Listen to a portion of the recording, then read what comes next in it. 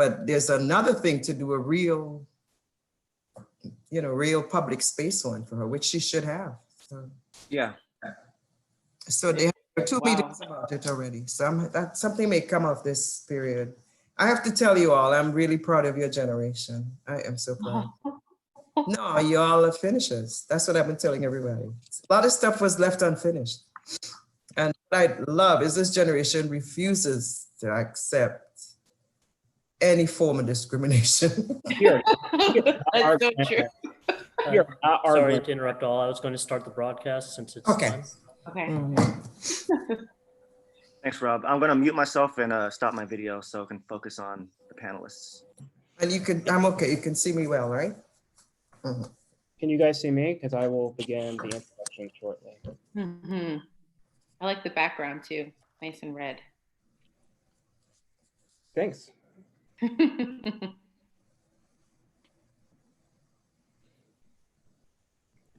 Okay, so would you like to begin now, or it's directly at 7 o'clock? Wait till 7. Okay. And I just sent you the link, Dante, for the live stream, and it's also in the chat.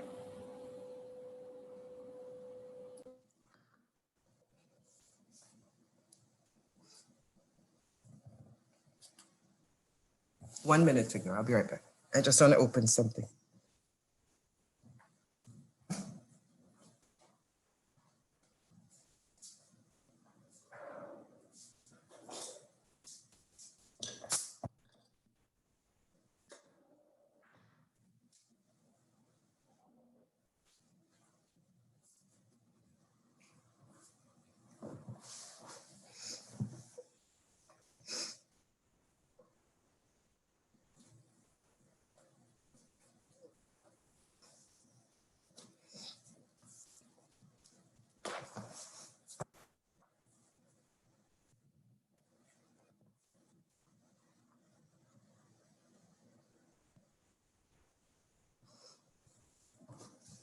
And we are recording as well.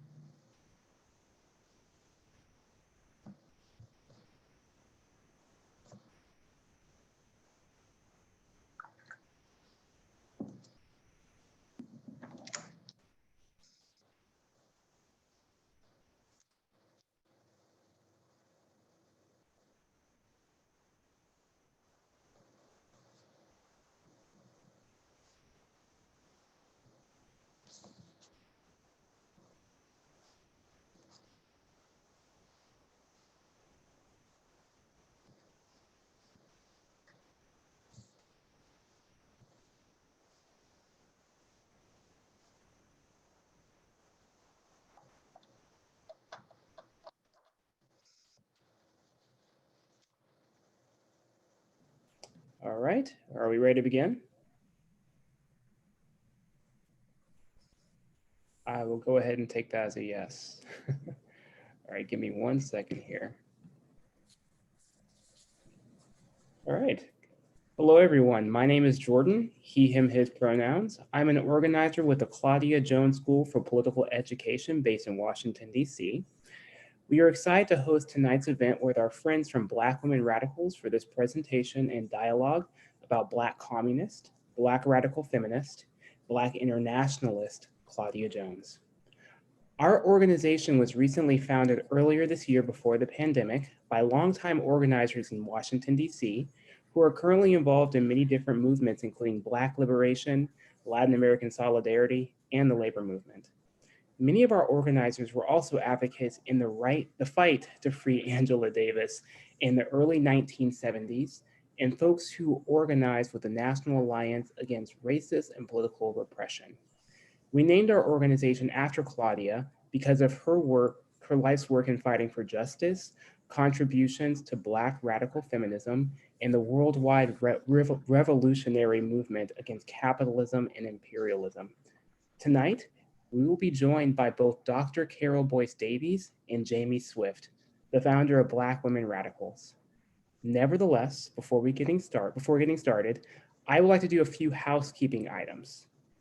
While we have other organizers in the background moderating the chat and the Q&A, I will be facilitating this event. At the bottom of your Zoom screen, you will see a tab for Q&A in the chat box in which you can insert comments and questions and engage with the dialogue. Please use the Q&A to ask questions, and we will try our best to engage as many questions as we can toward the end of this event. The event will also be recorded, so we can have it available for people who are not able to attend or current attendees who want it for future reference. It is also being live streamed on our YouTube channel for those who are not able to log into the Zoom webinar.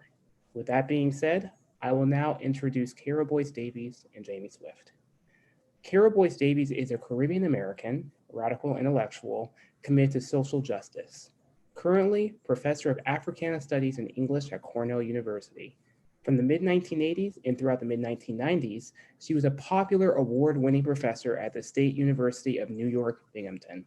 In 1997, she was recruited to build the African Diaspora Studies program at Florida International University, where she served 3 successful terms until 2007, when she joined the Cornell faculty. An African diaspora scholar in writing and practice, she has recently been appointed to the prestigious Kwame Nkrumah Chair in African Studies at the University of Ghana Legion. Jaimee A. Swift, she, her, hers pronouns, is the founder, creator, and executive director of Black Women Radicals. She is a PhD candidate at Howard University with concentrations in Black politics. It's you. Sorry? Howard. We were saying HU. We're bonding over house. No problem. Yeah. All right, so her dissertation focuses on Black feminist politics and resistance against state, structural, and symbolic violence in Brazil. Having an affinity for truth-telling, her works focus on social justice, racial equity, and Black feminist thought and behavior in Africa and African diaspora. With all further ado, Dr. Carole Boyce Davies and Jaimee Swift. Hi, what a joy. I am so proud. I keep saying I am ecstatic about this evening.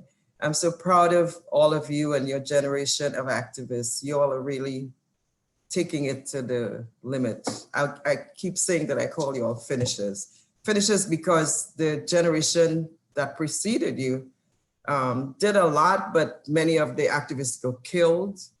We still have Black Panthers, political prisoners in prison. People were exiled. So, I mean, our generation suffered a lot of losses through all those assassinations and so on. So your generation, I'm proud of because you all took it to the limit.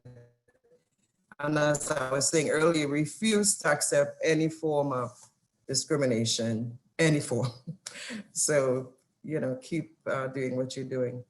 I was also pleased that there was an organization called the Claudia Jones School for Political Education. I want to compliment you on that naming. I say this because when I was a grad student at Howard, there used to be a Claudia Jones bookstore in the Adams Morgan area that you could go to and get Black left materials of various sorts. You could hang out there and so on. So it's interesting that there's a new organization formed by another group of activist organizers called the Claudia Jones School of Political Education. Claudia will be very happy to know this. And then, of course, another group called Black Women Radicals. So we're in good company by bringing together those two groups, right? So a lot of people are on this webinar. I saw Mashai. Mashai is in Kenya. She said it's 2 a.m. there. I'm really proud of you, Mashai. There are more people because he told other people to register. So actually we have people on this webinar from Africa, from the Caribbean, from Brazil, and of course, all across the United States. And I'm really, somebody said it's midnight in London. Oh my goodness. Judith, that's really lovely, Judith, that you're here. So what I thought, because of the topic, and I'm recognizing that there would be different levels of entry, different entry points for people to the subject. So I'll do a couple of combinations of things, maybe in 3 parts. So the first part generally talk about who Claudia Jones is for a general audience. And that will introduce those of you who haven't bought the books yet to do that. And then I'll go into a little bit more detail to talk about her as a radical Black female subject. And then I'm going to talk about her essay, The Right to be Radical. Okay? So let's go. So who was Claudia Jones? I really am pleased to have this kind of encounter with her and you for another important reason. I was born in Trinidad and Tobago, which is where Claudia Jones is from.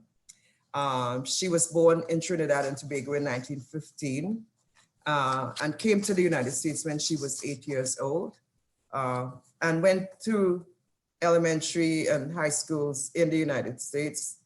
Her family moved to Harlem, which is, her father was a super in a building and her mother worked in one of those startup factories in the city. So she comes from the Caribbean at 8 as part of that major wave of Caribbean migration that took place in that time period, and then enters school in the US, and therefore is raised from the time she's 8 all the way to the time that she's deported from the United States in Harlem and around the rest of the US where she did activist work. She joined the Young Communist League in 1936, and she was about 21 years old. But of course, you don't just join, right? Before that, she hung around with people. She was impressed by the analysis and the level of organizing they were doing on behalf of the Scottsboro Boys. Again, Scottsboro Boys is something, if you don't know, maybe make a note and just look at it, because they represent that earlier version of something that happened again to what would be called the Central Park Five, right? And therefore they became the Exonerated Five subsequently once people realized they had not done anything at all. So the boys were a group of young boys, 12 years old, who were tried, repeatedly accused of raping 2 white women in a boxcar. Not at all, of course. They tried them repeatedly, but the Communist Party was the party that really spearheaded the campaign to have them exonerated. Of course, many of them suffered ill effects from that incarceration and so on, but eventually it was to their benefit. So she listens to these discussions, having grown up in a working class family and seeing the kinds of difficulties that her parents experienced. And of course, it's in the middle of Jim Crow racism at that time, and also right on the edge of that really horrible period of economic devastation that people had called the Depression. So that conjunction of those two things rendered her, upon leaving high school, not with the skills or ability to be able to get the kind of employment she needed, worked in laundry, worked as a milliner, and did a number of things, but eventually joins the Communist Party, the Young Communist League, at 21 years old. So around 18, 19, 20, she's active, like many of you are, and then she becomes finally a member of that movement. So she joins in 1936, following Scottsboro Boys organizing. In the Communist Party, she becomes a journalist, and she's able then to develop her skills as a journalist, which then would carry forward, as we will see later on. But significantly for us, for our discussion, she is elected to the National Committee of the CPUSA in 1945, becoming the only person, only Black woman in that committee. So she is also, in 1948, a secretary of the Women's Commission of CPUSA, and along with Elizabeth Gurley Flynn, does a lot of traveling around the United States, organizing, doing the kinds of work that would bring in a number of women into the party. It's around this time that she writes two critically important essays. One, An End to the Neglect of the Problems of the Negro Woman. That's the language they used then. And another one called We Seek Full Equality, which the first one is probably the one that most people see in anthologies, used repeatedly in discussions and so on, okay? So those two pieces really would be critical to that period. But along with that, she writes a column in the Daily Worker in the early 50s called Half the World, and really arguing ahead of people like the UN and the various declarations of women, that women represent half the world and therefore should receive half of the world's resources. She, in this period as well, is arrested 2 or 3 times, which is in the sort of heyday of the McCarthy period. And finally, she is arrested for a speech called International Women's Day and the Struggle for Peace. This is identified in the FBI files as the overt act which led to her arrest. She is tried with 12 other communists. There are 13 of them in the second group of communists who arrested. And the aim then, keep in mind, was to destroy the Communist Party. And there are 2 acts which are in place. The Smith Act, and the Walter McCarran-Walter Act, which makes it a crime to espouse communistic ideas. And the argument was that this is meant to overthrow the United States government. So in other words, these were political prisoners who were tried for having ideas, not for doing anything that had to do with overthrowing the government. So she serves 10 months then of a sentence after she's tried, of a 1 year and a day sentence, but because of health issues is able to serve less time, is let out of prison, Alderson, West Virginia, that famous prison in Alderson, where Martha Stewart went. Also Billie Holiday was there. Several other people. I talk about this in the book, Left of Karl Marx, which I'll come to in a little bit. She serves 10 months there, is let out in October, and then she's been trying to appeal and be able to stay in the United States because she's sentenced to deportation. Now, the fact that she was born in Trinidad is critical here. And the fact that she became a communist that young is also, because essentially she is not able to ever get US citizenship, even though she applies for it, even though she was married to an American at one point. When she is deported then, her passport that she gets identifies her as a British subject. And if you look at the copy of the passport in the book Left of Karl Marx, you will see that this is the case, that she's identified as a British subject, which is interesting in itself, right? Because she's lived from the time she's 8 years old up until the time she's deported in the United States. And then she is not allowed to get citizenship. So she technically is still a British citizen or subject, which is what they were called then, and then sent to England at the end of 1955. And there's debate about that whole question. The idea from many people is that they did not want to send her back to Trinidad at that time because she would have been landing in Trinidad as a well-seasoned political organizer in the middle of a lot of other kinds of union activities. And some feel that England was the best place. I define it a little bit differently, but we can talk about that later if you'd like. She's deported to England, but she travels in an ocean liner called the Queen Elizabeth, goes to London and arrives at the end of December. She's met by a number of people there.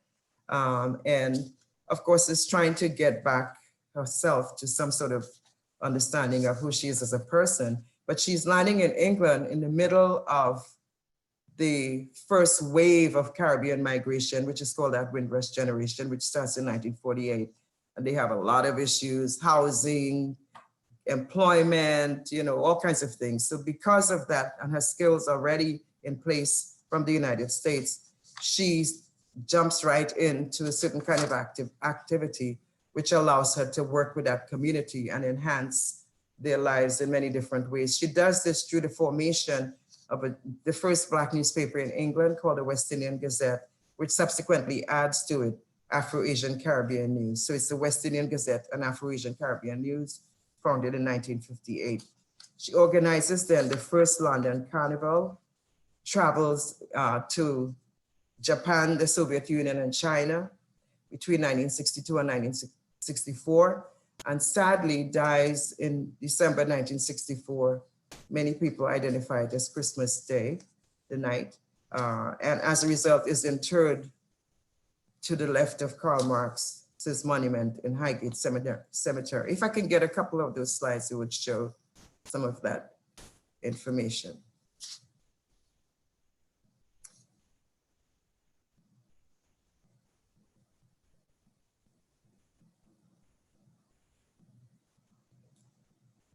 Do you guys see the screen?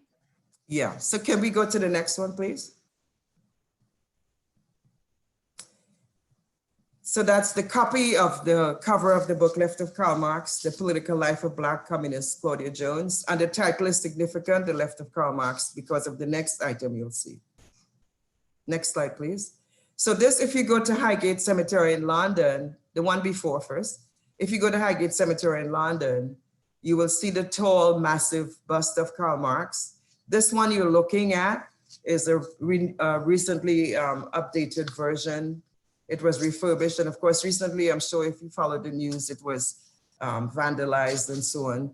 But there's a new entry point. If you look at the slide just before, can I see that one, please? Yeah, this is the one my daughter took. And I like this one because you get to see the scale of Marx, and that's flat stone to the left is where Claudia Jones's ashes is interred. You'd also see that every day at the foot of that bust, the pedestal, there people bring flowers and candles and all kinds of things. And often, you know, they probably would not know that Claudia Jones, the famous, is buried to the left of Marx. This is where I got the title from. And simply because I was in a forum at Binghamton where somebody asked, is Claudia Jones buried next to Marx? And I said, she's actually buried to the left of Marx. And Sylvia Wynter, the famous theorist, said, wow, that's your title.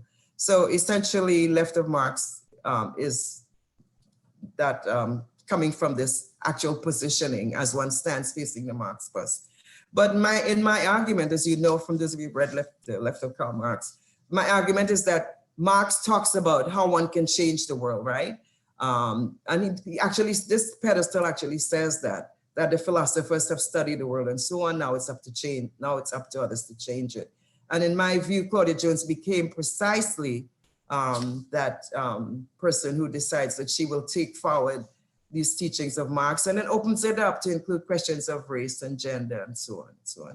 Somebody just said they also put flowers there too at her grave point. I'm happy about that. Thank you for doing that. So she's interred to the left of Marx at the monument in Highgate. Keep in mind, I've been challenged by a friend who says that why are we always talking about the fact that there's a flat stone, we should do something. So there's a plan afoot to create a bust that would go right there, and we will eventually start promoting it and advertising it in different ways. Okay. So if I can get the next slide, please. Yeah. Okay, the one if you can go back to the one before then. The next one. The next one. Right. So basically, two things happen. And in pointing out this second book, so The Left of Karl Marx is the book I did based on studying her life and experience as a Black woman. And I looked at a number of things. But subsequently, and I need to shout out Claudia Manchanda if she's on, she might just very well be. Claudia Manchanda is the daughter of Manchanda, who was Claudia's partner. And Claudia Manchanda was the one who wanted us to make sure that the work on Claudia doesn't just stay in the sort of textbook, academic book kind of framing, but that is also available.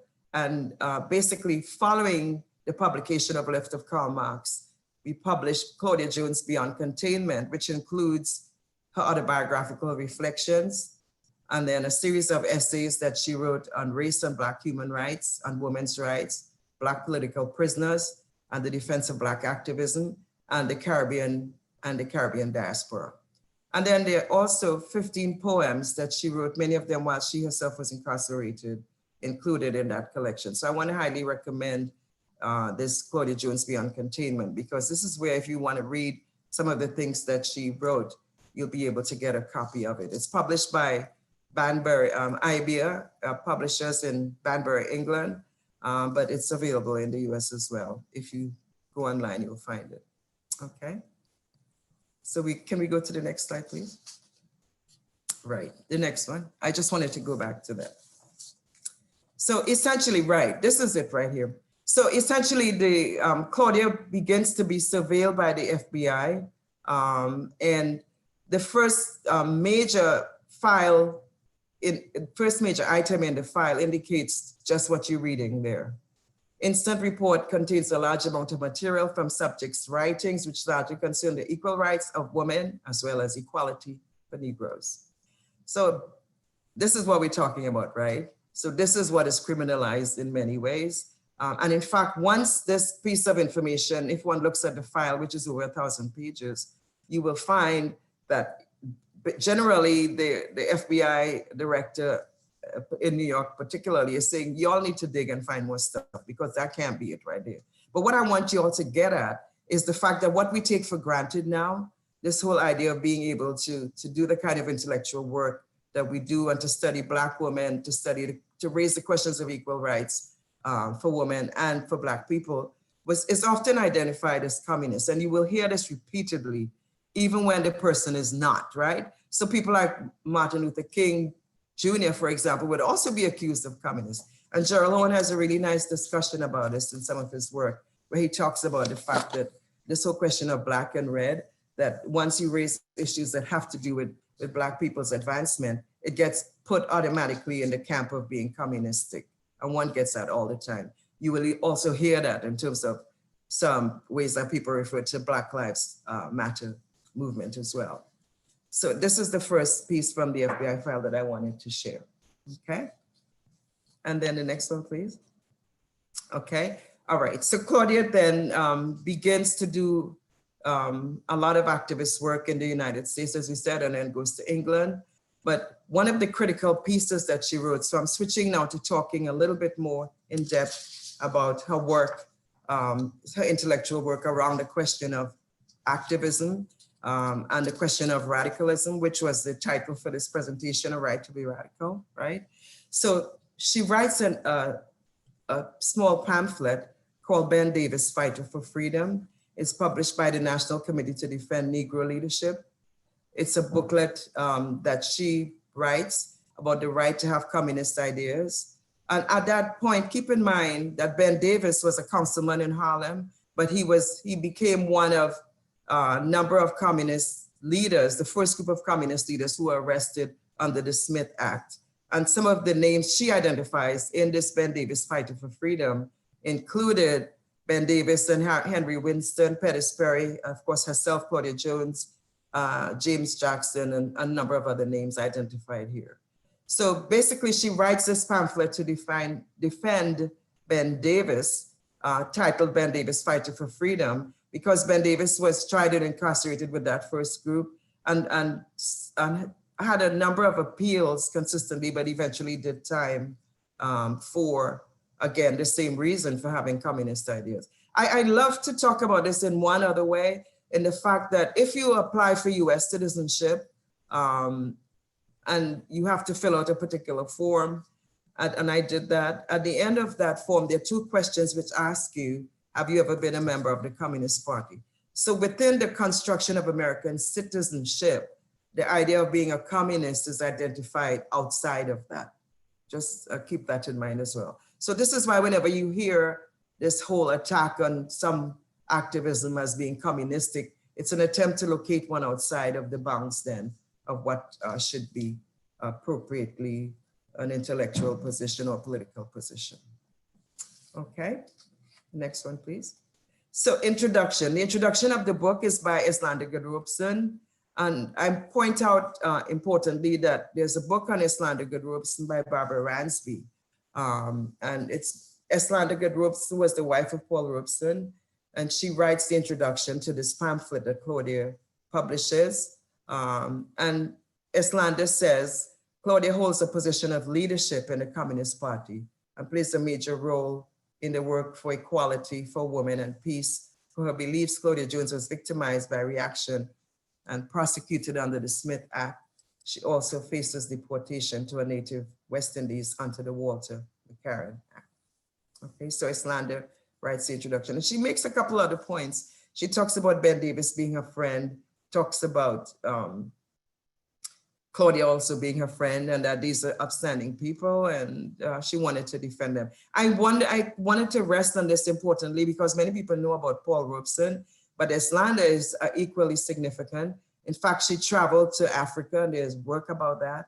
And she's the kind of person who maintained an activist profile in the same time period, but does not get as much recognition as does Paul Robeson. Of course, he was a singer and quite popular and so on, an athlete and all of that, but she also did work. Okay, the next one, please.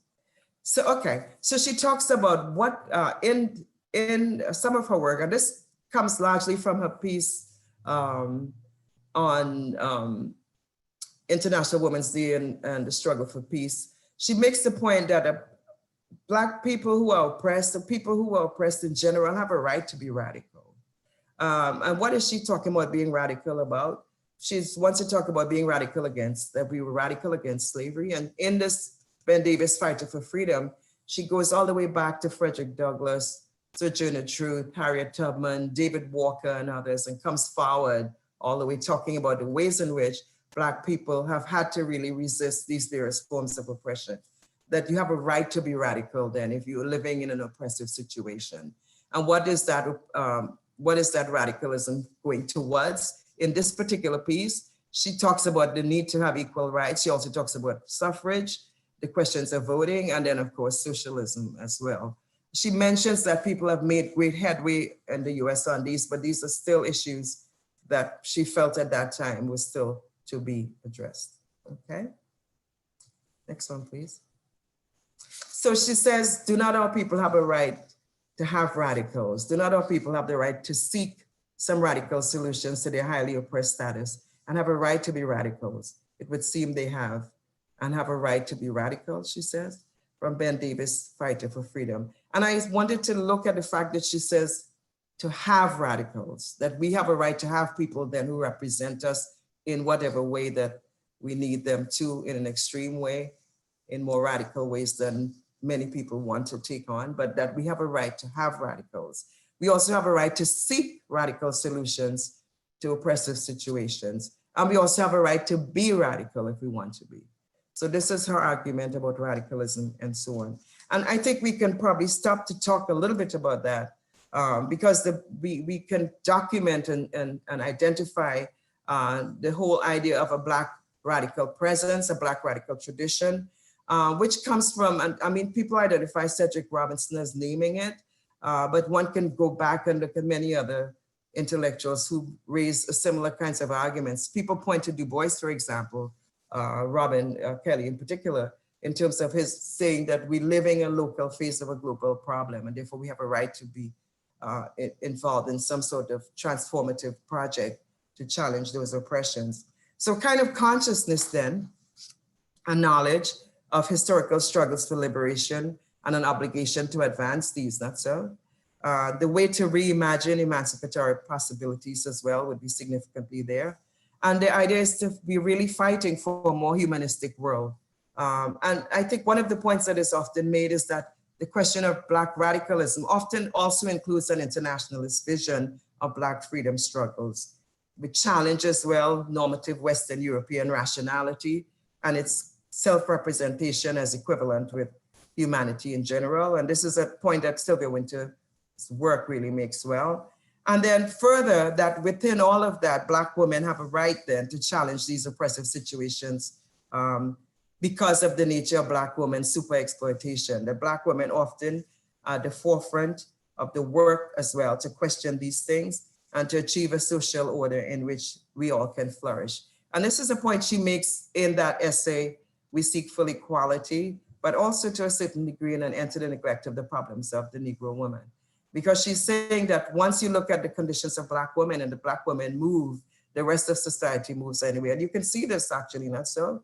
Just look at the founders of the Black Lives Matter movement, and you will see basically this is precisely what happened in this case. That once Black women move, then the rest of society eventually moves then to where you are. Toni Morrison makes this point as well in her own work, where she talks about, you know, she stayed where she was and demanded that society, you know, come to where she was.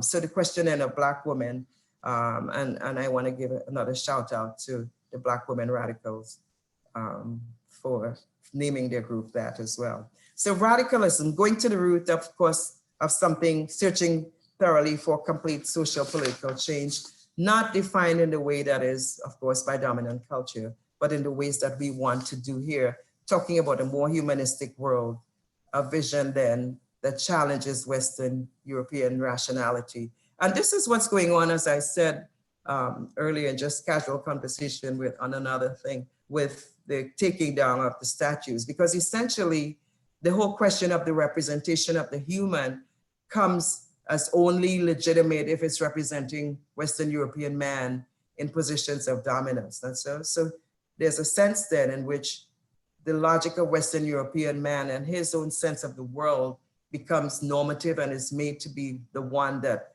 we are supposed to accept as the given mode of being in the world. Okay, so in Ben Davis' Fighter for Freedom, she argues and describes many of those key themes that have to do with radicalism. She says then, I think it may be the next slide.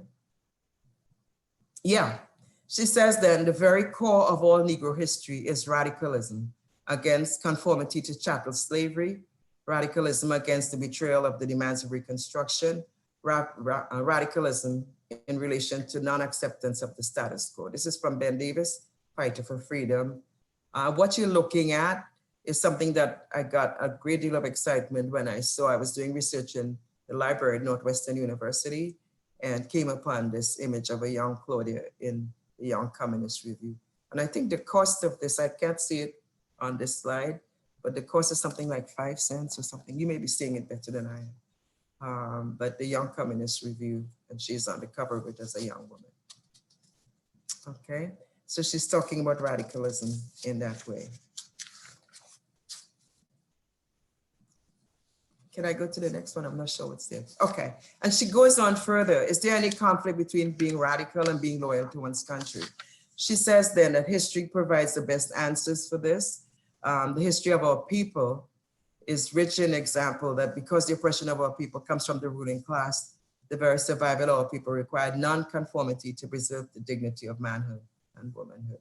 So the rest of that piece, while it's defending Ben Davis, is an argument for the right or the justification to really take on a radical position if you're living in a situation of inequality and if you're living in a situation where your oppression is viewed as normative or an assumption that the society wants you to be like that always, okay? So she says, next one, please. Yeah, we can conclude, therefore, as a result of these examples, that the entire history of Negro people has been one of radical solution to the sorely oppressed status. And she mentions here, as I pointed out earlier, Frederick Douglass, David Walker, and many of these who were assailed as radicals in their time.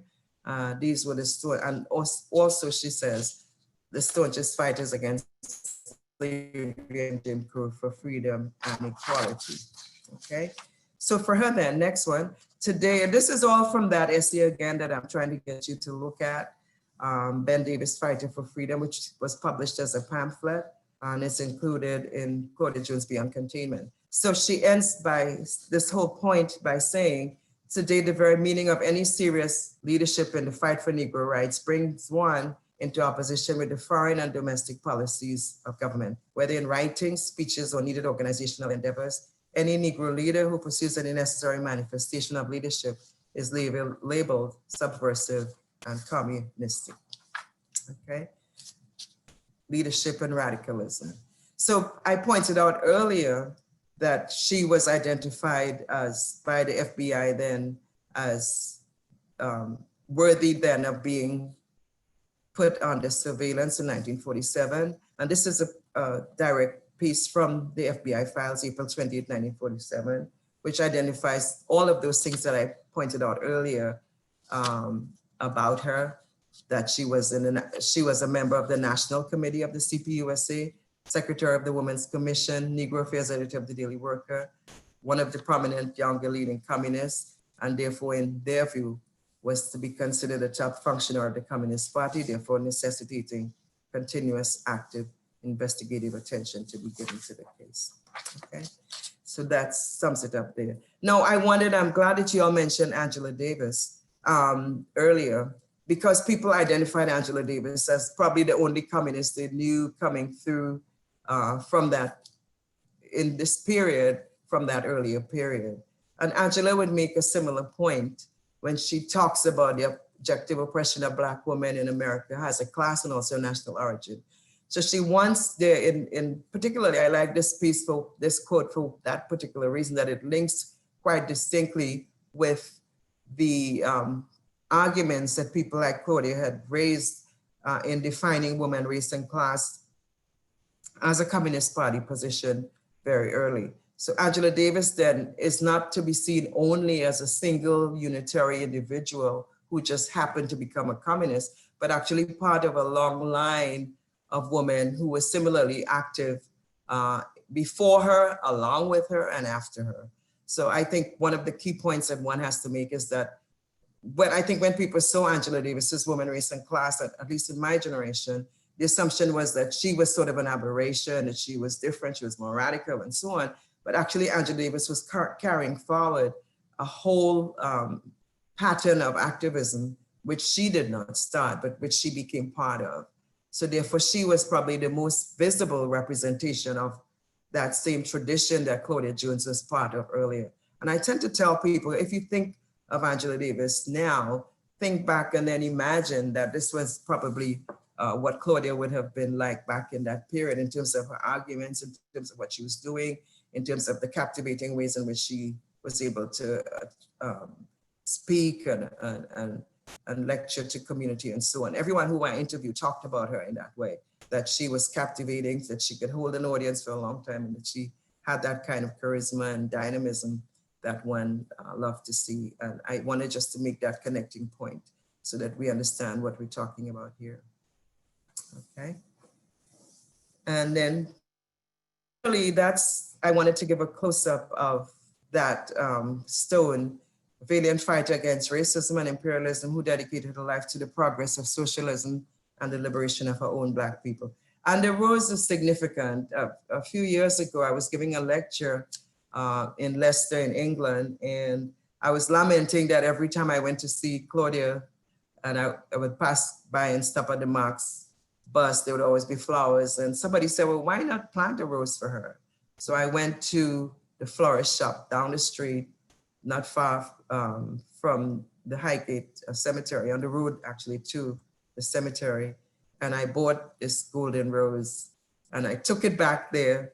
And when I went back, this Highgate Cemetery had closed, but there was a gardener, and I told him, I said, could you please plant this rose for me at the grave site of Claudia Jones? It's right to the left of Marx.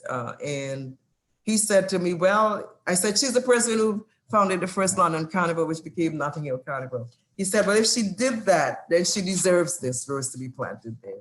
So that's why that rose is also there. And I'm really happy about that. So Claudia says in the end then, yes, to believe in Black freedom means to be radical, a right to be radical then. And I'll stop there. The last one is, I think, of her walking. Yeah, that's one of the times she's going to court in Foley Square.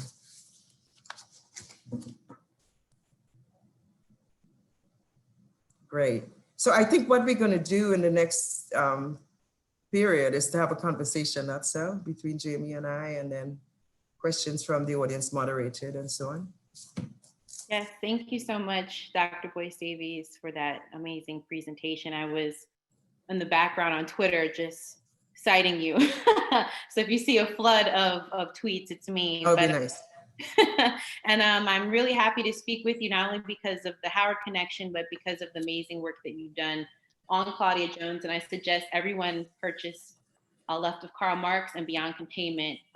Yes, please purchase these amazing books. And I really am excited to speak with you because I think we're at such a historical political juncture, what we're seeing right now in terms of the uprisings around the world because of police brutality, particularly of the police killing of George Floyd, and then also Breonna Taylor and Tony McDade and others that we can name, unfortunately. But also COVID-19 has ravaged our communities, not just in the United States, but abroad in Brazil, where there's a large Black population.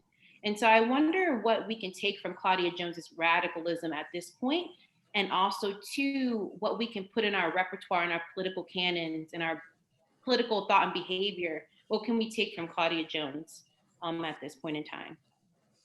Okay, a couple of things. One, her positions were always anti-imperialist and also pro-Black community. She would always want those three pieces to be together: women's rights, workers' rights, Black people's rights.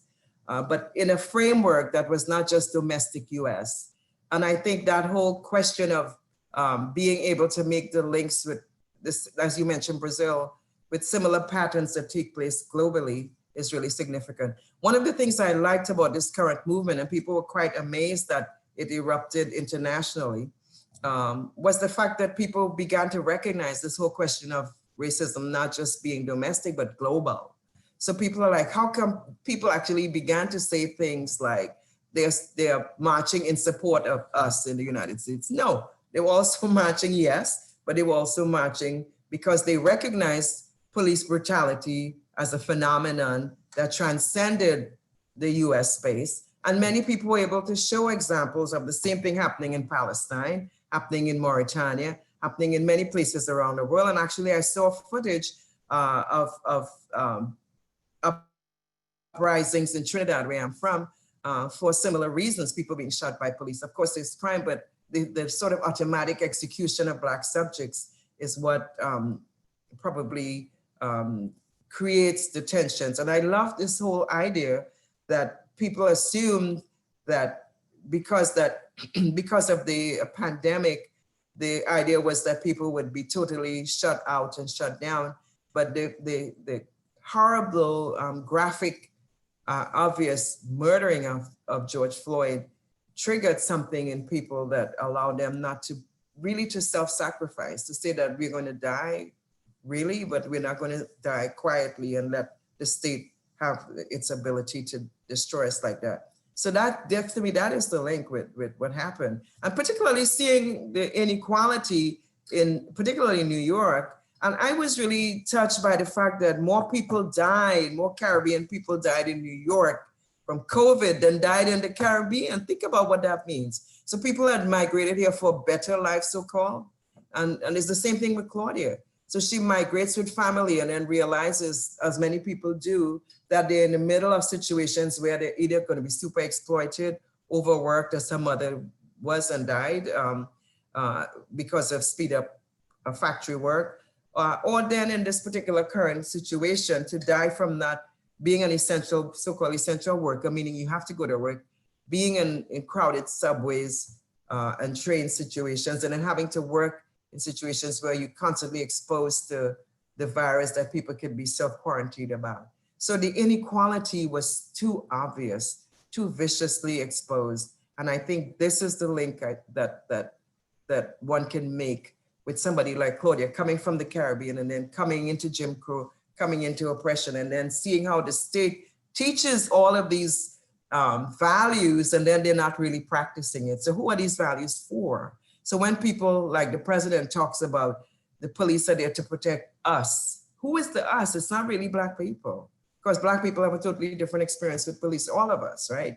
So essentially Claudia then is somebody who lives that diasporic experience. She migrates to the US, but she does not stay apart from Black community in the United States. She actually works with and for. And that's the other thing I think we can carry with us as well, because often you have Caribbeans and Africans coming to the United States and actually acting as if their situations are totally separate from the struggles and experiences that people in the US encounter every day. And one has to abandon that, because what you know very well that we've had Africans like Amadou Diallo, who has been killed as well.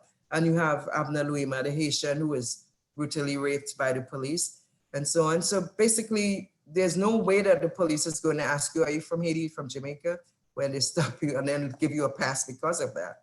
So the question is how to, live in a world where we are able not to have that fear in encountering with somebody who's supposed to protect and serve you, right? I don't know if that, I went in a couple of different directions. No, that was really perfect. Thank you for sharing that. And I really want to speak to, the site is called Black Men Radicals, and it was created in response to, I studied Black politics at Howard University. And I often at times, whether it's at a university or in the community spaces, I didn't see Black women, gender nonconforming or non-binary people being taught about in Black politics and radical Black movement building, or just in social movement building in general. And so what you did with Left of Marx particularly, you really uncovered the Black female radical subject that is Claudia Jones, but amongst other people like Maud White and Yes. Louise Thompson Patterson, and you spoke about many different radical Black women. And so at this time, we can see throughout, whether they're historical or present, like we see Marielle Franco, what happened to her in Brazil and her leadership. We see Afro-Colombian women like Francia Marquez Mina, Assa Traoré in France. So I'm wondering what your thoughts are on the present and future possibilities of Black feminist radical leadership, because Claudia Jones always centered Black women, like as you said, in her politics, whether the Communist Party in the US and the Communist Party in London didn't accept it or not, she always centered it. So what are your thoughts on that?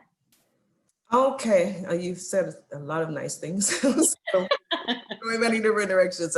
But I'm glad you mentioned all those women. There's one other one we need to really have more research on, and that's Grace Campbell, because she was the only woman who was head of the African Blood Brotherhood.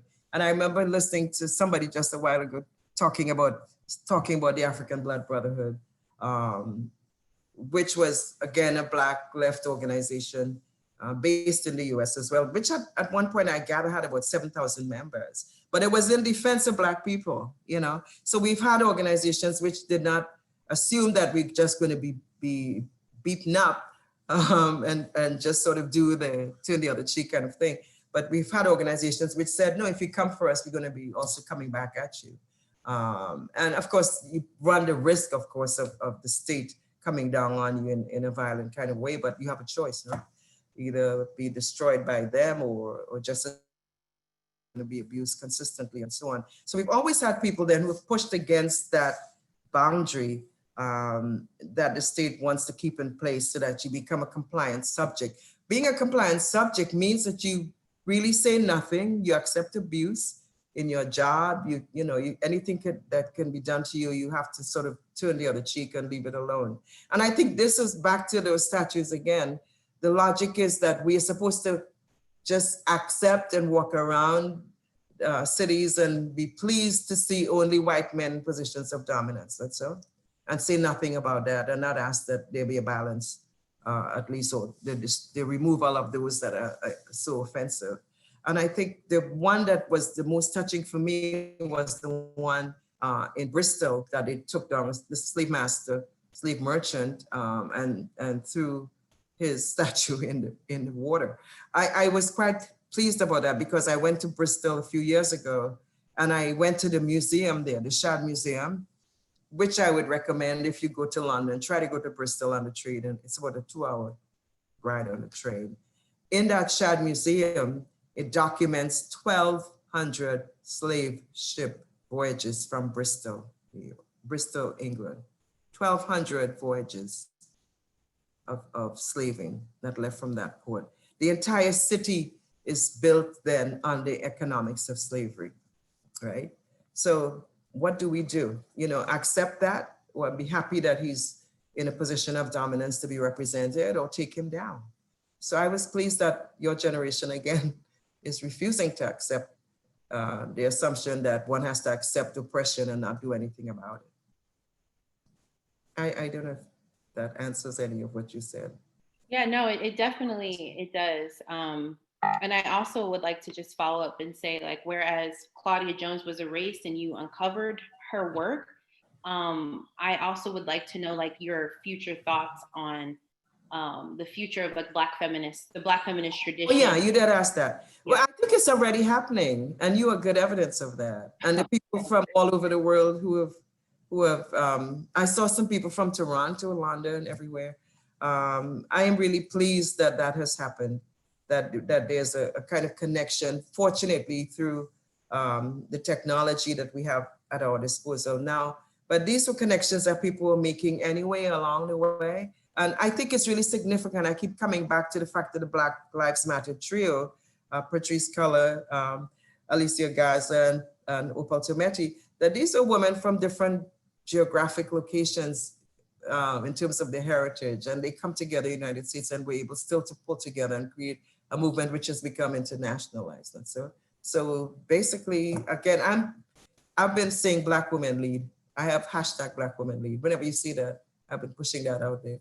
Because I think based on what Claudia says, once we move, other people will have to move. And therefore, this is why we have to not be afraid of taking positions and advancing them, but actually moving forward. And once we do, society also moves. If we accept, then nothing really changes, because then it's assumed that we're not going to want anything better, right? That we're happy to be serving always. No, we want to have a world that is not just one that makes us look good or feel better, but that everybody lives in a world that is fair and balanced, and one would have to live without fear and so on. So I think that's the kind of thing that Black women radicals are pushing. I am really pleased too that Black women radicals tend to not run just the question of gender, but as the Claudia Jones example shows, and you mentioned Marielle and others show, they're really concerned about the conditions of impoverishment in many communities. This is what Marielle was doing in Brazil, and for which she lost her life. So the question of how to work through what happens to people in dire circumstances, people who are impoverished, people who are dealing with questions of oppression from the dominant society, and individual people who sometimes also act out those horrible ideas that come from the dominant society, and also finding ways to advance our lives and our families in more humanistic ways.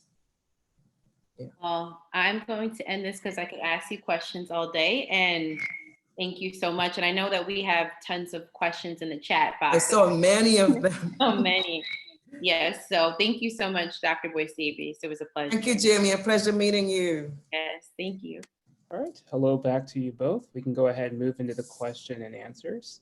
For anyone who did not understand before, if you would like to ask a question, you can go ahead and type your question into the Q&A box, and from there, we can see if we can ask both of them questions, or your question, excuse me. Okay, so the first question that we have is from an anonymous attendee. Tell us more of why Black and brown communist women are not centered in Marxist theory, and what are some ways we can bring them into our work? This is one of the ways that we can bring them into our work. I definitely in teaching, well, I should say a couple of things, just backing up a little bit. When many of us did Black women studies, right, or Black feminist studies, Black women writers and so on, the linear narrative was the one that dominated. In other words, it went back to Sojourner and Harriet, and then it came forward all the way to the present. But we can see extensions, we can see a range of other people who should be part of that, not so? So one can talk about Chimamanda from Nigeria, right? One could talk about Jamaica Kincaid from the Caribbean, Edwidge Danticat, and so on in literature. In terms of looking at Black women's thinking at the intellectual level, the logic was also similar. That, in other words, it stayed primarily with questions of race and gender. Class was not really fundamentally always part of the discussion. It came in as an additive sometimes. And often when one is talking, perhaps, or using the work of Angela Davis, this is why I mentioned Angela is really significant always in any of these discussions, because she kept alive that piece, and therefore now one can see it tangibly operating in this contemporary context, right? So in other words, Sylvia Wynter has a point that I love to return to, that we in the academy are really responsible. We are responsible for either opening the doors so that people can have a wider body of knowledge, or closing it in so that people only get a narrow version of it. We have to always be ourselves informed. We have to extend ourselves and be able to read more and therefore add different portions of it. So the intellectual process, therefore, is one answer to that. That therefore the closing in of the study to only thinking of a Black woman in terms of race and gender alone limits the flow then, so that we tend to miss class.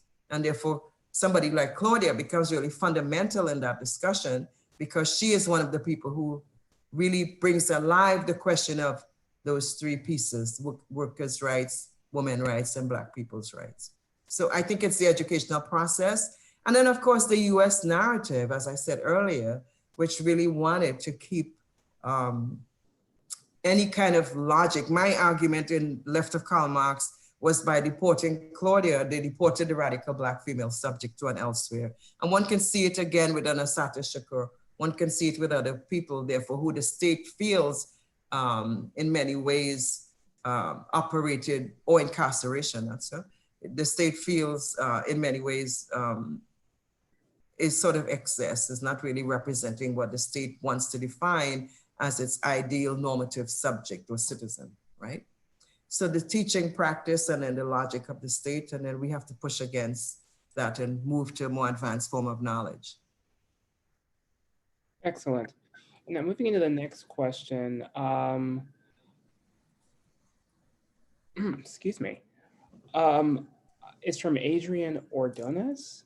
I'm curious, did Claudia ever address the debate of class versus identity? Class versus identity? She talked, maybe you could, the essay is that end to the neglect of the problems of the Negro woman, because there you have both of those things taking place, that's so. So she's talking about class, but also identity. These are two different fields, that's so.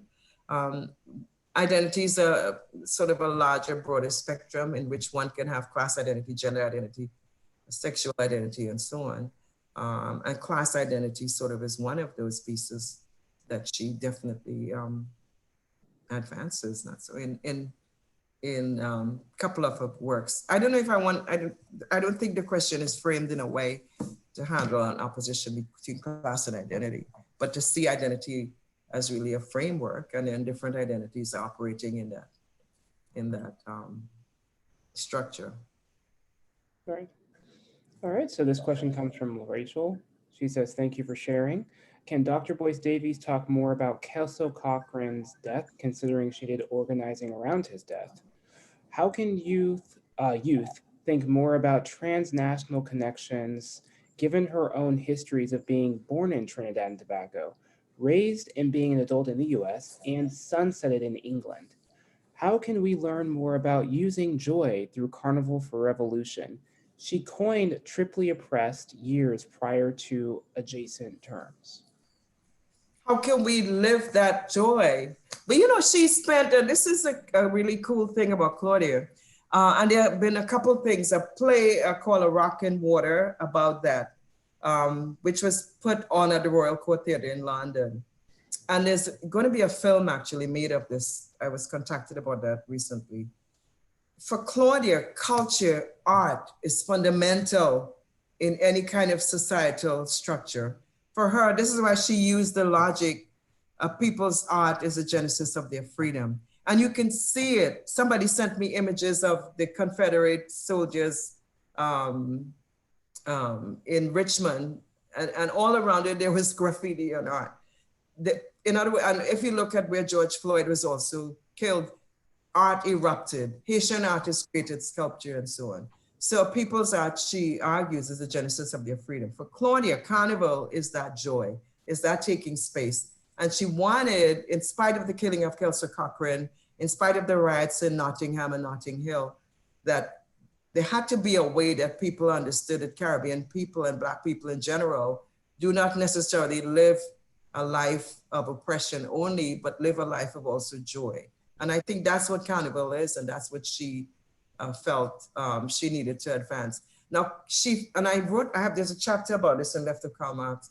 She spends quite a bit of time with colleagues who were communists who thought that this was frivolous, this was a waste of time, and you know, the kind of logic of people say, well, Carnival, why are you wasting time doing that? But for her, the idea of a people's art being the genesis of their freedom is critical, because she wanted that space for us to be able to take space to challenge oppression. And Carnival is also, as I have written in my own work, both also conservative, it's radical, but it's also transformative. So there are portions of it that are very commercial, but the others that are not. So you have all of that in a mix, but essentially at its root, it's a liberation of people from the constraints of the dominant society, taking space in a cultural context which wants you only to work and exploit your labor and so on. And of course, sadly, it's generally limited to a very short period, 2 days often for the max in the diaspora, often 1 day. But what I love is that Caribbean people and Black people in general constantly push against those tendencies that want to really limit your ability to really be in the world as a full human being. So that's, I mean, in the end, that's what we want. That's we want to live as full human beings without the constraints, without police with their knees on our necks, and the ability to live freely and have a decent life. In addition to your, Rachel's question, Yeah. what about Amy Ashwood Garvey? Oh, yeah. Amy is really important. Thank you for raising that question about Amy Ashwood Garvey. She was Claudia's ride or die kind of person, because when Claudia wanted to start the West Indian Gazette, Amy funded it. But Amy was the kind who's traveled everywhere. She was a good friend or girlfriend, some say, of President Tubman of Liberia. So she would often be in Liberia, then she'd be back, but she was able to find ways and access to get resources. Amy Ashwood Garvey, of course, is the first wife of Marcus Garvey. And my students love when I go there because she was married to Garvey for like 6 weeks or something. And then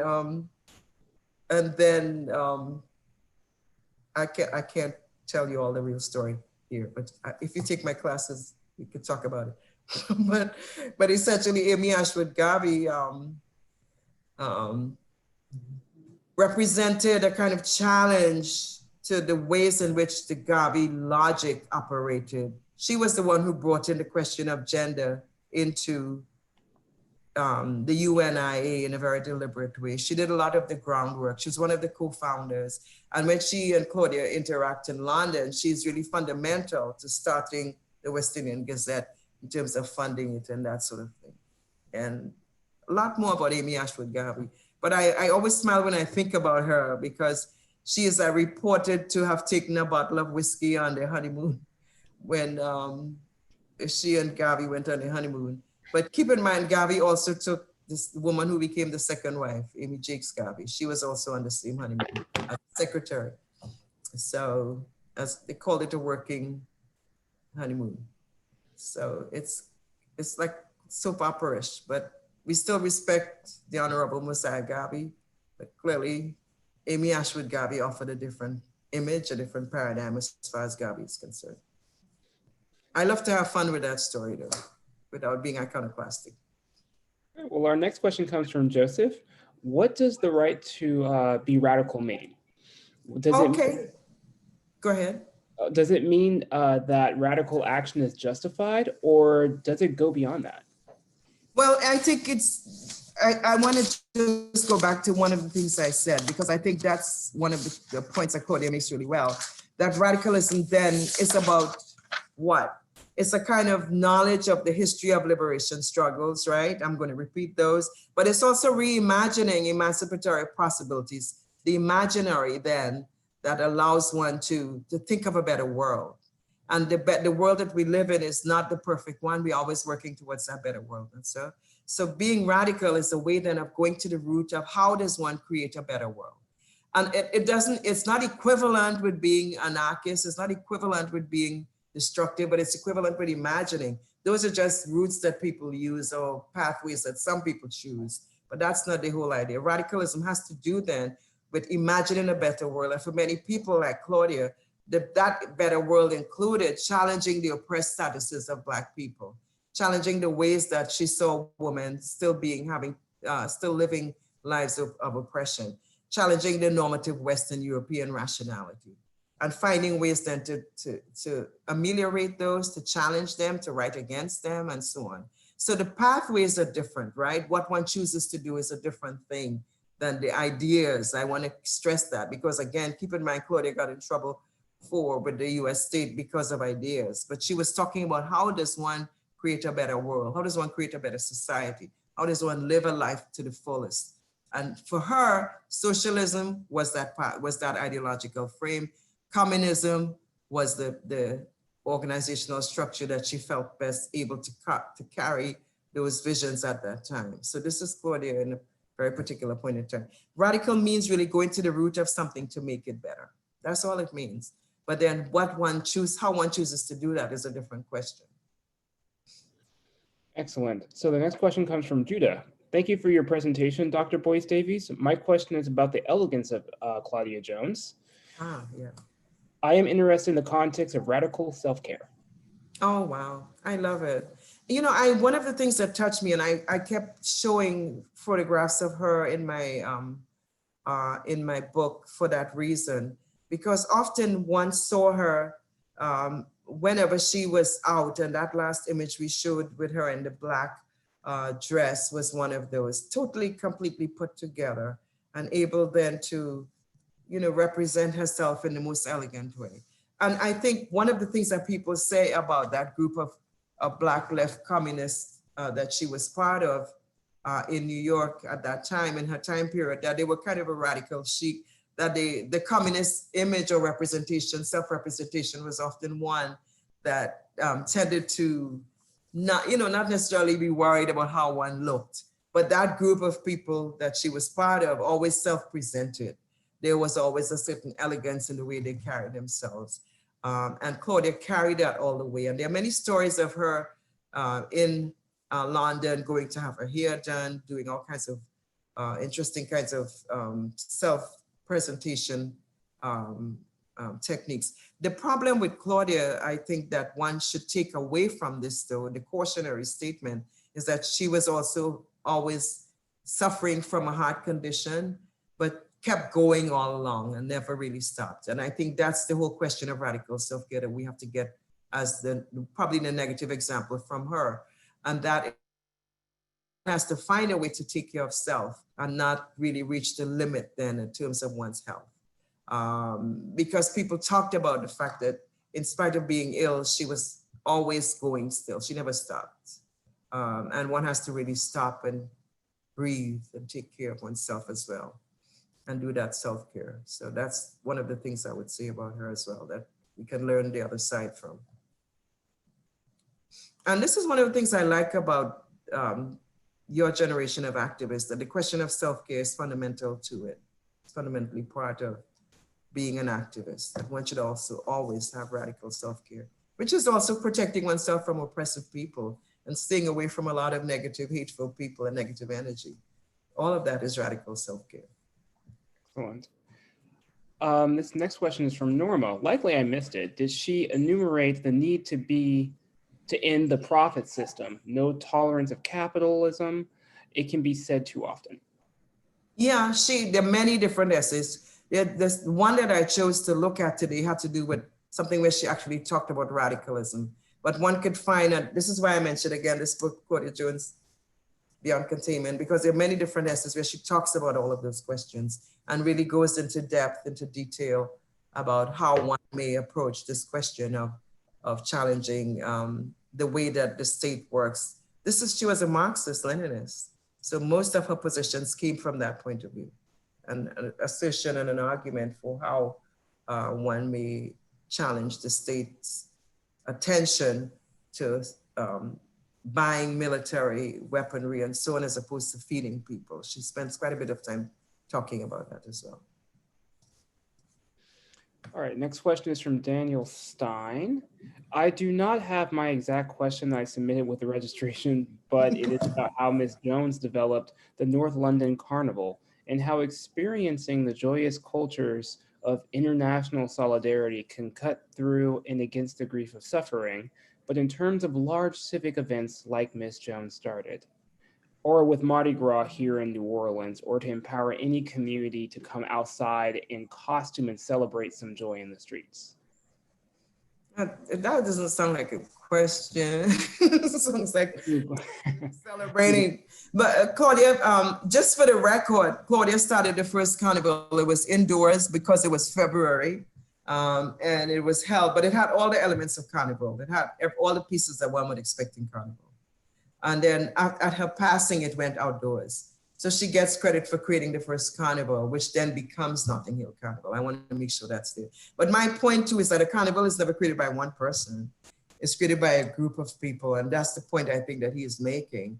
Carnival is community. Carnival is all kinds of things. It's the people who make the masks. It's the people who, do the music. It's a costume. It's everything. So carnival is a celebration that comes together for many different aspects of community. So you can't give her alone the credit, of course, but she, of course, spearheads that whole process, which is what we're talking about.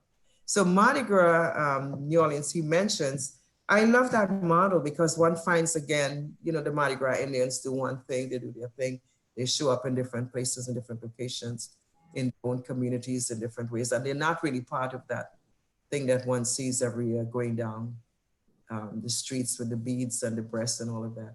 So there are different things going on in the carnival. And I think that's an option, it seems, that is kept alive in that New Orleans example, which I don't know enough about to talk with authority. But I've done the Brazil carnival. I've been in the carnival in Brazil. And it's different. Rio Carnival is different from Salvador Bahia Carnival. So you have different manifestations of carnival. Trinidad Carnival is different too. So each one has its own peculiarity, its own difference, its own uniqueness, its own joy, its own everything, and how to tap into that spirit, which is actually revolutionary as well, to get that joy, but also to see how it allows community to take control of their own space and their own futures, I think is also important. So given that Claudia was deported to the United Kingdom instead of Trinidad and Tobago, was radical thought able to take hold within the Caribbean itself? And this is from Phoebe Reinhardt. Absolutely, because how should I answer that? Keep in mind, somebody like Stokely Carmichael comes from Trinidad and Tobago. He comes to Howard, of course, eventually as a student, and then does a lot of activist work in the US South. But there was a Black Power movement in the Caribbean as well at the same time. So we also had a number of union activities in the 1930s. So there's always been that undercurrent of activism in the Caribbean, which didn't really die. And I think this is the reason why they did not want her back in Trinidad at that time. And she ends up going to London. So, the whole question of her moving to London doesn't really cannot end activism in the Caribbean. It does not. In fact, you have all kinds of other things taking place. You have the creative revolution, you have the work of Walter Rodney, you have all kinds of other activities taking place in the Caribbean as well. And definitely also a Black Power movement. How did her family receive her activism? This is from Tanya Thames Taylor. How did her family, Claudia's family? Yes, how did her family interpret and receive her activism? Okay, the one example I have in her book is her father, who was very supportive. And in fact, when she went to Allison and was incarcerated and then was coming home, she came home on the train with her father. And there are a couple of letters in her file written to him consistently. She had one other sister, I believe, alive at that time. I don't have a lot of information on the sister, but the father for sure. And really what is really fascinating to me, a few years ago in Trinidad, we discovered some of her family members in Trinidad as well.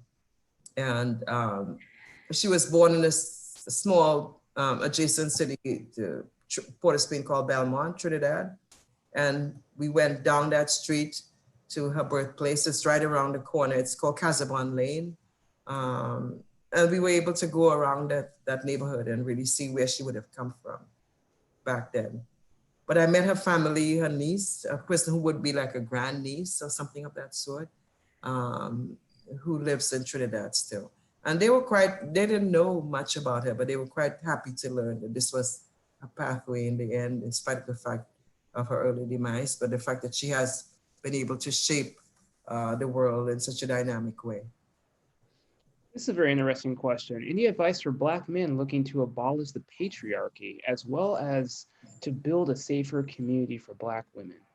And Black femmes, excuse me. Just do that. Oh my God. You know, I work with some men sometimes who I think if you in a situation where you observe a woman in a meeting, in a situation being talked to in a certain way, I think it's up to men who are around to say something about that to the other men and not just try to cover it up or say nothing about it. So I think men can end patriarchy by, it's just like how white supremacy functions and white people who are challenged to say something or do something about evident white supremacist actions in their presence. I think men have that same responsibility to do the same thing. I think we all do. If you see homophobic actions or listen to or in a group where that is taking place, then one has the responsibility to also say something about that as well. So I think men can organize, of course, and many have, but they can also be in the moment to really be there to challenge an oppressive situation that is unfolding in their presence. And say something, do something, you know, give us like shout out, like say, you know, nah, I'm not supporting that particular point that you're making. But often you don't have it, you know, you don't get it. So I want to say that that's one of the ways that I would see from my immediate experience of working with men who sometimes don't do that. And I'm calling them out. If they're listening, they will know that I'm talking about them right now. They know who they are. I remember hearing that when Claudia Jones was deported from the US, she was held in a detention center with other socialist feminists, but I don't remember whom. Who was she in detention with? What interactions and work did Claudia Jones do with members of the Windrush generation? And how was that work pivotal in shaping Black identity and culture outside the Caribbean? Wow, those are 3 questions. I don't know all of those details about that, who she was detained with. I really don't. I'm sure that's findable. And whoever, I keep saying that there's more work for y'all to do. What I did, and I'm hoping that there's another generation, and I'm beginning to see the signs of it, that are going to take this further and do more work and find out all these wonderful things. But I don't know that answer to that question. She was for a while though in that same New York City. She was detained for a little bit. There was a women's prison in Greenwich Village, and she was there, and talks about that in some of her own writing. Interestingly, Angela Davis was also there. That's where she was also detained at one point. Yeah, much later on. How does she help the Windrush generation? As I mentioned, when she goes to London, the Communist Party, Great Britain, and we talk about this in Left of Karl Marx, but the person who really writes about this the best is a historian named Marika Sherwood, who writes a book called Claudia Jones, A Life in Exile, which is based on a long conference, which was held at the ICA in London, and which had people talking about that whole experience of her experience in London. Essentially, when she gets to London, having been at the center of US activity, CPUSA National Committee and so on, when she gets to London, she runs into British racism. Now, British racism is that other version that people forget about, but it's just as extreme as the US version. I'm not sure if you saw the fact that there was white nationalists who came out when Black people were protesting in England and actually wanted to attack them and so on. So And actually when I interviewed Donald Hines in London, who worked with Claudia in the West Indian Gazette, he said they got letters from the KKK. So I was a KKK in England? Yeah. So essentially white nationalism operates in its international form as well. And that's why we should never apologize for taking positions that bring in our global conditions and the global conditions of people in other locations. So Windrush generation, she's right at the center. She uses all of her skills to really find ways to ameliorate the conditions of Black people in London at that time. According to Donald Hines again, the office of the West Indian Gazette, and Ricky Cambridge, who worked there as well, was the kind of place that people could drop in and get help. And she would spend time trying to find ways that she could ameliorate the experiences of people who were going through difficulties and so on. She became a kind of godmother, according to Donald Hines, of the Black community in London, and also helped give shape to it in different ways. And keep in mind, Black community in London at that time, it's not just people of African descent, but also people of Asian descent as well, and a range of other people who were defined as, in the US context, as people of color, would be defined as Black people in the British context. So the last question before handing it back over to Jaimee Swift deals with the two papers you wrote. This is from Ken Hurd. What are the names of those two papers? The two papers I wrote? Or was this for Jaimee? All right, so we'll have to answer that some other time, no problem. My mistake. So the last question, we can continue moving on. How do you explain the findings to someone who is fairly new, but yet open to becoming more radical in the way of thinking? How do I explain the findings? Yes. What findings? I'm not sure.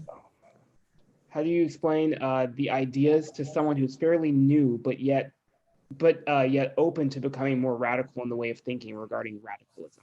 Okay, I would say definitely read and be, people say this, but it's not, there's no way around it. To be informed, you cannot talk about anything unless you have a good basis of knowledge that prepares you for engagement. So I would say definitely read and be informed. And a good place, of course, is to start with this book, Claudia Jones, Left of Karl Marx, is a good place because it covers so much ground. And then you choose from that what kind of organizations you can participate in or be part of. It's not a kind of thing that you could just do by yourself. So you need to find a particular kind of organization that allows you then to learn and develop and share your own talents, but then also learn from whatever is being offered. So read, prepare, and be organized, for sure. Perfect. Thank you so much, Doctor. We'll go ahead and go back to Jaimee. Thank you. Hello, I'm back again. Hey, Jaimee. I like that you wore a red scarf. I was going to do that. Thank you. I need to get like you. I need to buy more scarves and just look like you. I mean, amazing. You've answered a lot of questions, so I know we're probably going to wrap up soon, but I really wanted to just ask you about Jones's super exploitation of Negro women, her articulation of that. And I wanted to get back to how you wrote in Left of Karl Marx, how in the beginning of her career, she had an editor steal her work. And also there was some concerns or issues around giving her credit for creating the Notting Hill Carnival, and how she faced super exploitation in terms of her intellectual productions as well. So do you mind speaking a little bit of that? And also, how have you dealt with that and overcoming that erasure as well?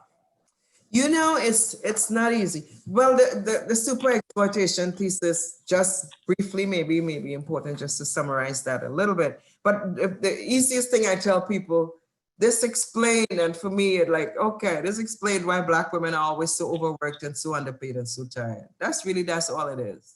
So for her, super exploitation, she's arguing that just as the labor of workers is exploited, then there are other laborers, the fractions of those same working communities, which also exploit Black women. And therefore they're not remunerated anywhere at the level to which is equivalent with what they give out in terms of labor, in terms of work. So super exploitation first, she's using a Marxist concept of super exploitation, the way that labor is expropriated and then used, but then adding to it the ways in which women, Black women in particular,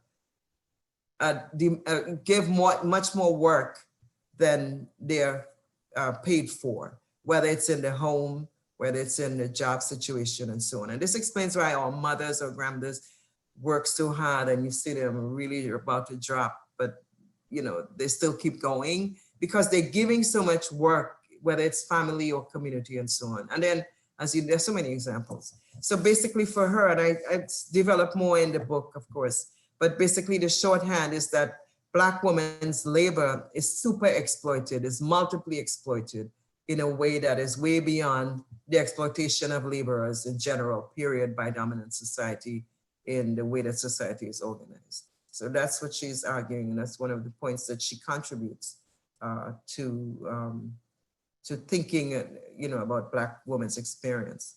And your second point, I forgot. It was in terms of the super. Oh, my own experience. Your experience, and also how there was a contention back and forth of who kind of started the carnival, and they didn't want yeah. Right. The credit was going to be given to a woman who was a social worker in a neighborhood named Ramlazet. And because she was the one in the end who created a few movements where people began to go out of the street to parade it as part of like a summer camp situation. But Claudia was the one who actually began the logic of having a carnival.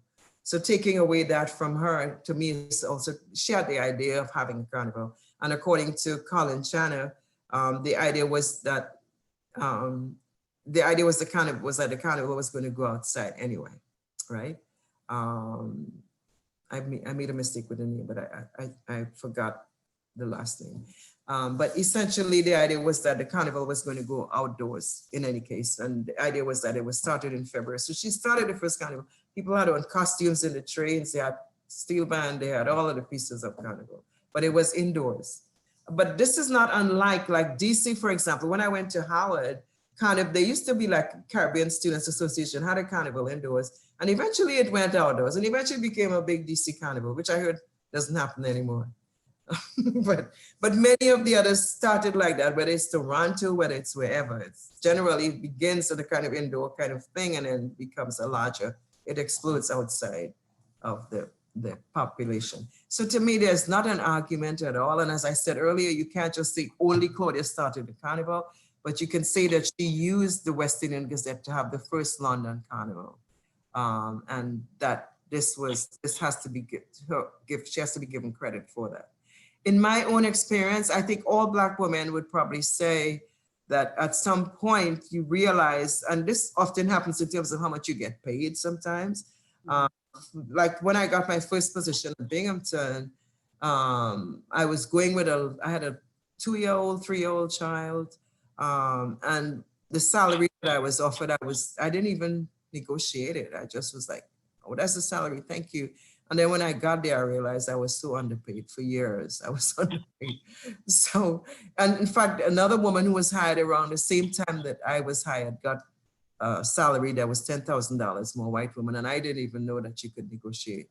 So I think you start off from a period of not really knowing what you're worth, and then gradually you find yourself pushing against the boundaries. And this happens at every level, every single level. So when I keep telling people that whenever you feel you got too much, you really didn't get all at all. Because sometimes later on you find out that what you thought was quite a lot was still smaller than what many other people had at the same time. So we are all victims of that, but we also have to be smart and find ways to challenge it. Definitely, yeah. I know, and I don't feel bad because we've been talking so much. I'm like, drinking Prosecco then. Oh, yes, I love it. I'm a lightweight. I was going to get water, but I had this Prosecco, so I'm like, why not? I love it. I would have been passed out if I was drinking anything, talking to you right now, lightweight, but cheers, yes. Prosecco is very light. It's not really strong. I love it. I love it. I would also... I also have water there. I would also like to ask, you write that Claudia Jones would articulate herself or describe herself as a journalist, and that her activism was through writing. And so what I loved about what you wrote about Claudia was the WIG, the West Indian Gazette, and it ended up going to the Afro-Asian Caribbean News, which it expanded, like, once again, her internationalist framework. And so, and also she was wrote half of the world, and amongst other things, I wrote for the Daily Worker. So in your estimation, what is the role of a radical Black journalist? Because you can see now, you know, with Fox News and CNN and amongst other things, there's gatekeepers, right, to this. Right. You know what I love? I.W. Wells is the model. Mm-hmm. I.W. Wells was a journalist, but she fought back. She filed a lawsuit against them, throwing her off a train. She organized people to move from her community. And my class recently read her and they were like blown away just before I.W. Wells got that major Pulitzer Award posthumously. So they were happy that they already knew who she was. So I think the model is actually I.W. Wells. So Claudia does a version of that for sure. But the idea is using one's journalistic skill, as I.W. Wells does. She writes about lynching. She writes the Red Record. She documents the fact that lynching was not about Black men just desiring white women, but that it was economic reasons, you know, and we have examples from Tulsa and so on.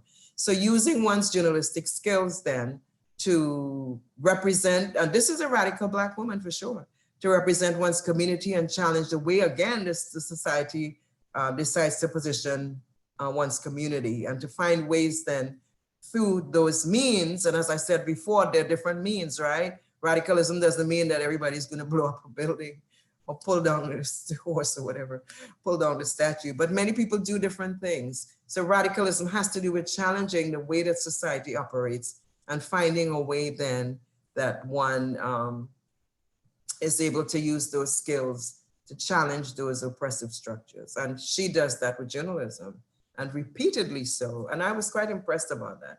She, in fact, in her passport, she was identified, the person wrote typist. There's a line drawn through it in her handwriting, and it says journalist. And that was her profession consistently throughout her life.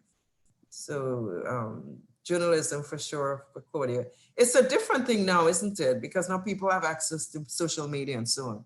So one could do all kinds of communications via social media, and it takes journalism in a different direction.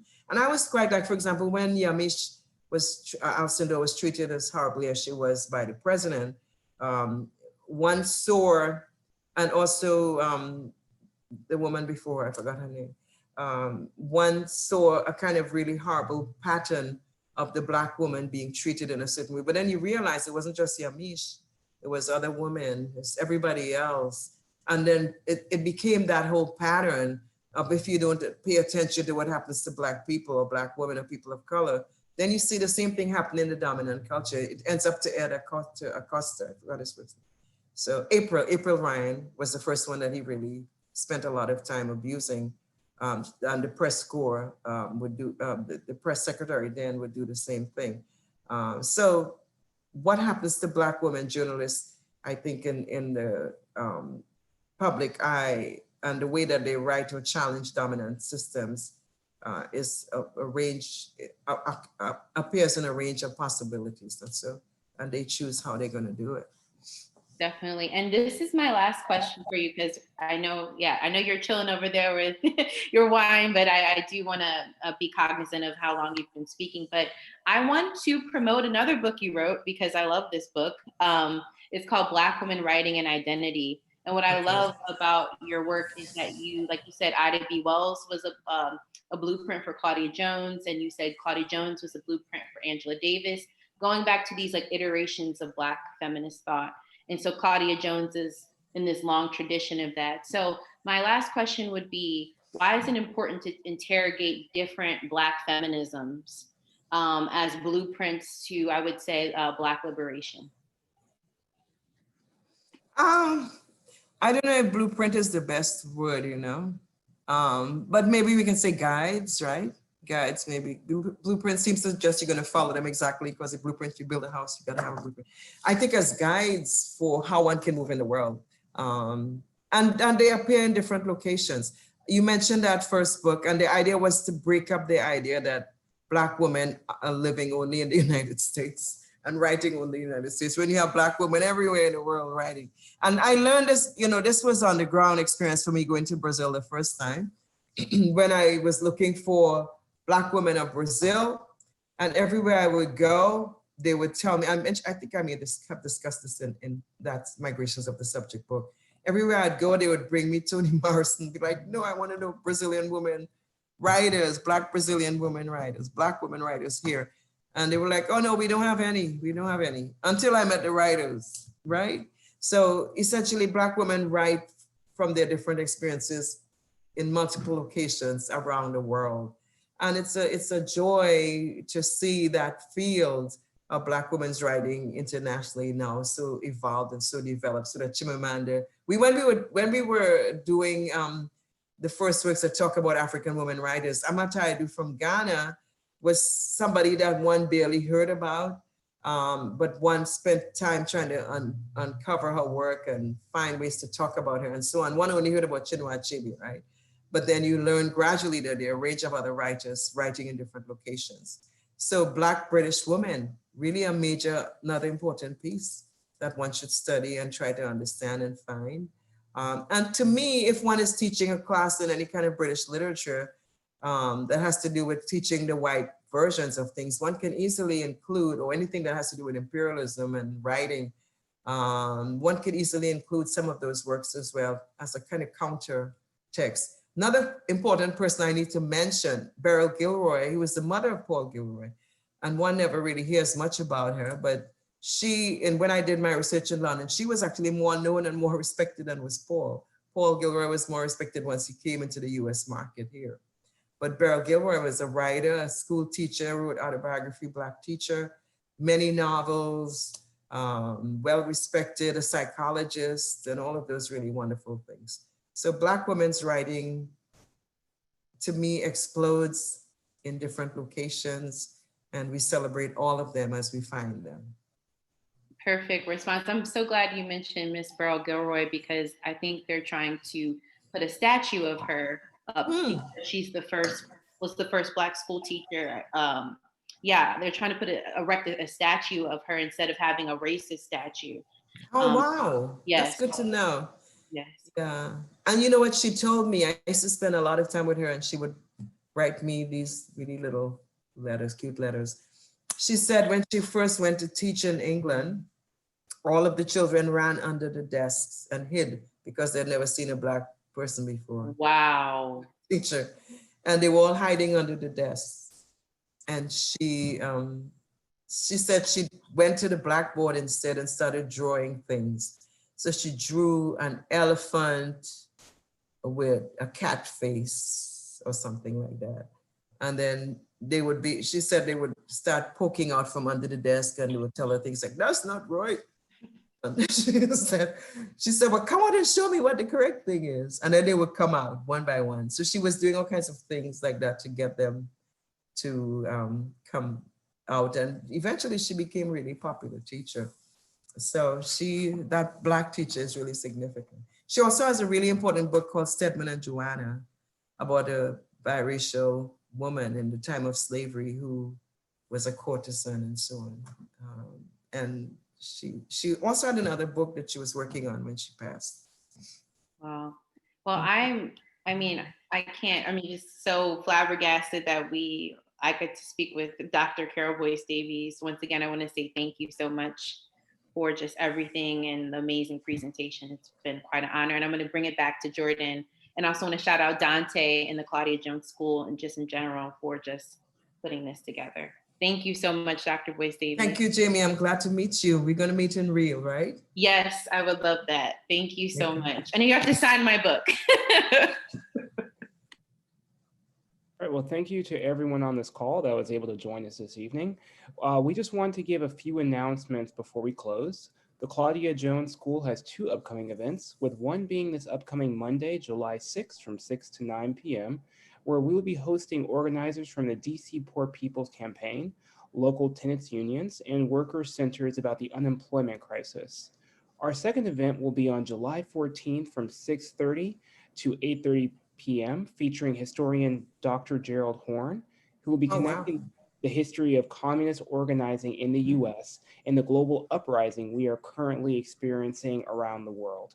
We also want to give a sincere thank you to both Dr. Boyce Davies and Jaimee for joining us for this beautiful, uplifting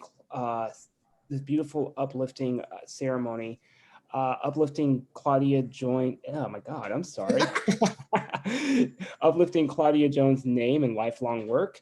And I hope everyone will be able to grab a copy of Dr. Boyce's 2 books on Claudia Jones, and to also check out the work that Black Women Radicals is currently doing. Would you, Dr. Boyce Davies, or Jaimee like to say any closing words before we end tonight?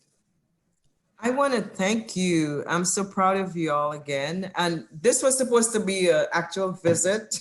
Then I got emails that said, can we do this online? And as you know, many of us are asked to do all kinds of things now via Zoom because we're all captive and so on. But I'm hoping that we live in a world where we are able to engage each other as human beings, in the flesh, and be able to talk and meet in person. But while we have the ability to communicate by these means, we also thank you.